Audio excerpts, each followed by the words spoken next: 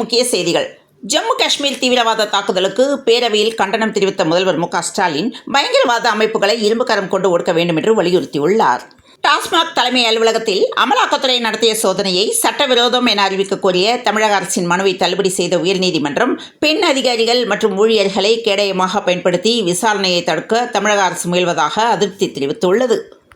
சென்னையிலிருந்து திருவாரூர் மாவட்டம் மன்னார்குடிக்கு தனியார் சொகுசு பேருந்து சென்று கொண்டிருந்தது. இந்த பேருந்தில் அனித் அன்வர் என்பவரும் பயணம் மேற்கொண்டிருந்தார். இந்த பேருந்தானது கடலூர் அருகே சென்று கொண்டிருந்த போது போலீசார் இந்த பேருந்தில் ஏறி அதிரடி சோதனை மேற்கொண்டனர்.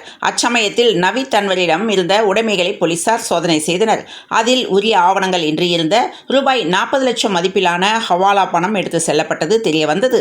இதையடுத்து ரூபாய் 40 லட்சம் மதிப்பிலான ஹவாலா பணத்தை போலீசார் பறிமுதல் செய்தனர். மேலும் இது தொடர்பாக போலீசார் தொடர்ந்து தீவிர விசாரணை நடத்தி வருகின்றனர்.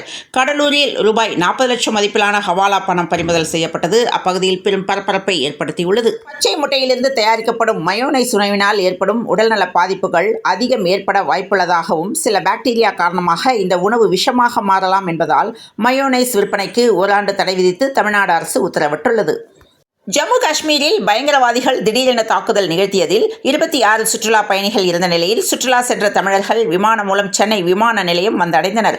அவர்கள் விரைவாக மீட்புக் குழு அமைத்த முதலமைச்சர் மு.க.ஸ்டாலினுக்கு நன்றி தெரிவித்துள்ளனர். தனியார் மருத்துவக் கல்லூரிகளில் 7.5% அரசு இட ஒதுக்கீட்டில் படிக்கும் மாணவர்களிடம் கூடுதல் கட்டணம் வசூலித்தால் கடும் நடவடிக்கை எடுக்கப்படும் என அமைச்சர் மா. சுப்பிரமணியன் சட்டப்பேரவையில் எச்சரித்துள்ளார். முகூர்த்தம் மற்றும் வார இறுதி நாட்களை முன்னிட்டு தமிழ்நாடு அரசு போக்குவரத்து கழகம் மூலம் சிறப்பு பேருந்துகள் இயக்கப்படும் என அரசு விரைவு போக்குவரத்து கழக மேலாண் இயக்குநர் தகவல் தெரிவித்துள்ளார். சட்டப்பேரவை இன்று காலை 9:30 மணிக்கு கூடியதும் கேள்வி நேரம் நடைபெறும். அதன் பிறகு நேரமில்லாத நேரத்தில் ஒரு சில முக்கிய பிரச்சனைகள் விவாதிக்கப்பட்டு அவற்றுக்கு அரசு தரப்பில் பதிலளிக்கப்படும். இதன் தொடர்ச்சியாக உயர்கல்வி பள்ளி கல்வித்துறைகளின் மானிய கோரிக்கைகள் மீது விவாதங்கள் நடைபெற உள்ளன. அவற்றுக்கு அமைச்சர் கோவி செழியன், அன்பில் மகேஷ் ஆகியோர் பதிலளித்து புதிய அறிவிப்புகளை வெளியிட உள்ளனர். தனியார் நிறுவனங்கள் கொள்முதல் செய்யும் பாலுக்கு அரசே விலை நிர்ணயம் செய்ய தனி கொள்கை வகுக்கப்படுமா என்ற கேள்விக்கு பேரவையில் பதிலளிக்கப்பட்டது. இளநிலை மருத்துவ படிப்புக்கான நீட் தேர்வுக்கு விண்ணப்பித்தோருக்கு தேர்வு நடக்கும் நகரங்கள் பட்டியலை தேசிய தேர்வு முகமை வெளியிட்டுள்ளது. வீடு உள்ளிட்ட மின் இணைப்புகளில் மின் விநியோகம் துண்டிக்கப்பட்டால் அதற்கான காரணத்துடன் இணைப்பு துண்டிக்கப்பட்ட விவரத்தை SMS அல்லது வாட்ஸ்அப் வாயிலாக நுகர்வோருக்கு கட்டாயம் தெரிவிக்க வேண்டும் என மின் வாரியத்திற்கு மின்சார ஒழுங்குமுறை ஆணையம் உத்தரவிட்டுள்ளது. செகந்திராபாத்திலிருந்து ராமநாதபுரத்துக்கு வாராந்திர சிறப்பு ரயில் வண்டி எண் 07695 இயக்கப்படுகிறது. பாம்பன் புதிய பாலம் பயன்பாட்டுக்கு வந்த நிலையில் இந்த ரயில் சேவை புதன்கிழமை முதல் ராமேஸ்வரம் வரை நீட்டிக்கப்பட்டுள்ளது. டாஸ்மாக் முறைகேடு புகார் தொடர்பாக அமலாக்கத்துறை நடத்திய சோதனை சட்டவிரோதமல்ல என சென்னை உயர்நீதிமன்றம் நேற்று தீர்ப்பளித்தது. மின்னணு ஏற்றுமதியில் தமிழ்நாடு முதலிடம் வகிப்பதாக தொழில்துறை அமைச்சர் TRB ராஜா தெரிவித்துள்ளார். தமிழகத்தில் 4000 பேருந்துகளில் ரூபாய் 15 கோடியில் 360 டிகிரி வகையிலான வெளிப்புற கேமராக்கள் பொருத்தப்படும் என்று சட்டப்பேரவையில் அமைச்சர் சிவசங்கர் அறிவிப்பு வெளியிட்டுள்ளார். குப்பையிலிருந்து மின்சாரம் தயாரிக்கும் எரியூலை திட்டத்தால் சுற்றுச்சூழலுக்கு பாதிப்பு ஏற்படுகிறதா என ஆய்வு செய்ய மாநகராட்சி மேயர் R. பிரியா, ஆணையர் J. குமரகுருபன், 7 கவுன்சிலர்கள் உள்ளிட்ட 12 பேர் நேற்று ஐதராபாத் புறப்பட்டு சென்றுள்ளனர். பாஜக மூத்த தலைவர் H. ராஜா தலைமையில் பாஜகவில் புதிய குழு அமைக்கப்பட்டுள்ளது. தமிழகம் முழுவதும் உள்ள மின் இணைப்புகளில் ஸ்மார்ட் மீட்டர் பொருத்தும் திட்டம் அத்தியாவசியமான ஒன்று கிடையாது என தமிழ்நாடு மின்சார ஒழுங்குமுறை ஆணையத்தின் முன்னாள் தலைவர் M. சந்திரசேகர் தெரிவித்துள்ளார். சென்னை விமான நிலையத்திலிருந்து கிளாம்பாக்கம் வரையிலான மெட்ரோ ரயில் திட்டத்தை செயல்படுத்தவும் அதற்கான நிலங்களை கையகப்படுத்தும் பணிகளுக்கும் தமிழக அரசு ஒப்புதல் அளித்துள்ளது. ஜம்மு காஷ்மீர் மாநிலம் பெல்காமில் பயங்கரவாதிகளால் 27 சுற்றுலா பயணிகள் சுட்டுக் கொல்லப்பட்டனர். அவர்களின் ஆத்மா சாந்தியடைய காஞ்சிபுரம் காமாட்சி அம்மன் கோயிலில் புதன்கிழமை மோட்ச தீபம் ஏற்றப்பட்டது. மணப்பாறை அருகே சத்துணவு சாப்பிட்ட மாணவர்களுக்கு வாந்தி பேதி ஏற்பட்டுள்ளதால் சுகாதாரத்துறை அதிகாரிகள் பள்ளியில் ஆய்வு மேற்கொண்டுள்ளனர். தமிழகத்தில் காவலர்கள் பற்றாக்குறை இருப்பதால் வார விடுமுறை அரசாணையை முறையாக அமல்படுத்தப்படவில்லை என்று உயர்நீதிமன்ற மதுரை அமர்வில் DGP தெரிவித்துள்ளார். தூய்மை பணியை தனியார் மயமாக்குவதை கண்டித்து ரிப்பன் மாளிகை வளாகத்தில் தூய்மை பணியாளர்கள் போராட்டம் நடத்தினர். சென்னை மாநகராட்சி ரிப்பன் மாளிகை வளாகத்தில் செங்கொடி சங்கம் சார்பில் புதன்கிழமை நடைபெற்ற போராட்டத்தில் 100க்கும் மேற்பட்ட தூய்மை பணியாளர்கள் பங்கேற்று கோஷங்கள் எழுப்பினர். மதுரையில் ஏறத்தாழ 9 ஆண்டுகளுக்கு பிறகு உத்தபுரத்தில் கோயில் திறக்கப்பட்டு திருவிழா தொடங்கிய நிலையில் குறிப்பிட்ட சமூகத்தினரை பொங்கல் வைக்க அனுமதி மறுத்ததால் பதற்றம் ஏற்பட்டதை அடுத்து திருவிழா நிறுத்தப்பட்டது. மேலும் கோயிலை பூட்டி போலீசார் தங்கள் கட்டுப்பாட்டில் கொண்டு வந்தனர்.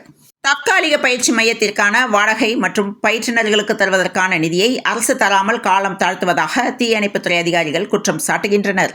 கிராம உதவியாளர்கள் பணியின் போது மரணமடைந்தால் அவர்களின் வாரிசுகளுக்கு கருணை அடிப்படையில் வேலை வழங்கப்படும் என்று சட்டப்பேரவையில் வருவாய்த்துறை அமைச்சர் சாத்தூர் ராமச்சந்திரன் தெரிவித்துள்ளார்.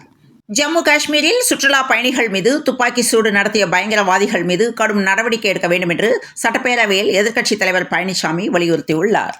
தனுஷ்கோடி இலங்கை இடையே கடலில் ராமர் அமைத்த பாலத்தை கண்டு தரிசிக்க மே 15 இலங்கை அரசு சுற்றுலா படகு சவாரியை துவக்க உள்ளது.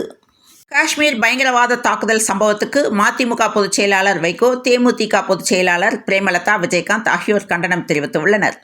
பட்டாசு விற்பனை குறித்து சமூக வலைதளங்களில் வெளியாகும் விளம்பரங்களுக்கு தடை விதிக்க கோரிய வழக்கில் மத்திய அரசின் மின்னணு தகவல் தொழில்நுட்பத்துறை செயலர், மத்திய வெடிபொருள் கட்டுப்பாட்டு அலுவலர் பதிலளிக்க சென்னை உயர்நீதிமன்ற மதுரை அமர்வு நேற்று உத்தரவிட்டது. மதுரையில் 2 சிறுமியருக்கு பாலியல் தொல்லை கொடுத்த 61 வயது டெய்லர் அப்துல் மஜீத் கான் போக்சோ வழக்கில் கைது செய்யப்பட்டுள்ளார். காஷ்மீரில் சிக்கியுள்ள தமிழர்களை அங்கிருந்து டெல்லி வழியாக விமானம், ரயில் மூலம் அழைத்து வர தமிழக அரசு ஏற்பாடு செய்தது. காஷ்மீரில் தீவிரவாதிகள் நடத்திய தாக்குதலுக்கு தமிழக ஆளுநர் மற்றும் பல்வேறு அரசியல் கட்சித் தலைவர்கள் கண்டனம் தெரிவித்துள்ளனர். சொத்து குவிப்பு வழக்கில் இருந்து அமைச்சர் துரைமுருகன் மற்றும் குடும்பத்தினரை விடுவித்த உத்தரவை சென்னை உயர்நீதிமன்றம் ரத்து செய்துள்ளது. அமெரிக்கா செல்வதற்காக நேற்று சென்னை விமான நிலையத்துக்கு வந்த பாஜக முன்னாள் தலைவர் கே. அண்ணாமலை தீவிரவாதத்தை வேறறுக்க வேண்டும் என்று தெரிவித்துள்ளார். தற்போதைய திமுக அரசு ஆட்சியை நடத்த ஒவ்வொருவர் வீட்டு கதவை தட்டுவதாக சசிகலா குற்றம் சாட்டு தெரிவித்துள்ளார். கேரள மாநிலம் கொச்சியில் 28வது தேசிய சீனியர் ஃபெடரேஷன் கோப்பை தடகள போட்டி நடைபெற்று வருகிறது. இதில் நேற்று நடந்த பெண்களுக்கான 400 மீட்டர் தடை தாண்டும் ஓட்டத்தில் தமிழக வீராங்கனை வித்யா 56.4 வினாடியில் பந்தய தூரத்தை கடந்து புதிய சாதனையுடன் தங்கப்பதக்கம் வென்றுள்ளார். IPL கிரிக்கெட் தொடரில் இன்றிரவு பெங்களூரு சின்னசாமி ஸ்டேடியத்தில் நடைபெறும் 42வது லீக் ஆட்டத்தில் Bengaluru Royal Challengers Rajasthan Royals அணியை எதிர்கொள்கிறது. ஹைதராபாத்தில் நேற்று நடந்த IPL T20 போட்டியின் 41வது லீக் ஆட்டத்தில் சன்ரைசர்ஸ் ஹைதராபாத் அணியை 7 விக்கெட் வித்தியாசத்தில் மும்பை இந்தியன்ஸ் அணி தோற்கடித்தது.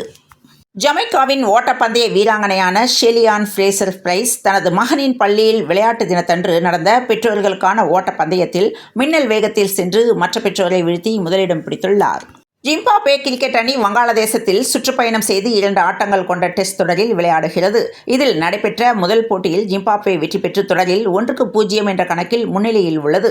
இதனையடுத்து இவ்விரு அணிகளிடையிலான 2வது மற்றும் கடைசி டெஸ்ட் போட்டி வருகிற 28ஆம் தேதி சட்டோகிராமில் தொடங்குகிறது. சென்னையில் இன்று 22 கேரட் ஆபரண தங்கத்தின் விலை ஒரு சவரன் 72,040 ரூபாய்க்கும் 1 கிராம் 9,005 ரூபாய்க்கும் விற்பனையானது. தமிழகத்தில் நேற்று வேலூர், பரமத்தி வேலூர் உட்பட 10 இடங்களில் வெயில் சதமடித்தது. இந்நிலையில் தமிழகத்தில் புதன்கிழமை அதிகபட்சமாக வேலூரில் 104.18 டிகிரி ஃபாரன்ஹீட் வெப்பநிலை பதிவானதாக சென்னை வானிலை ஆய்வு மையம் தகவல் தெரிவித்துள்ளது. தொடர்ந்து இணைந்திருங்கள் பிரபாஸ் கதமம் செய்திகளுடன். மீண்டும் மற்றொரு செய்தியில் சந்திப்போம். நன்றி, வணக்கம்.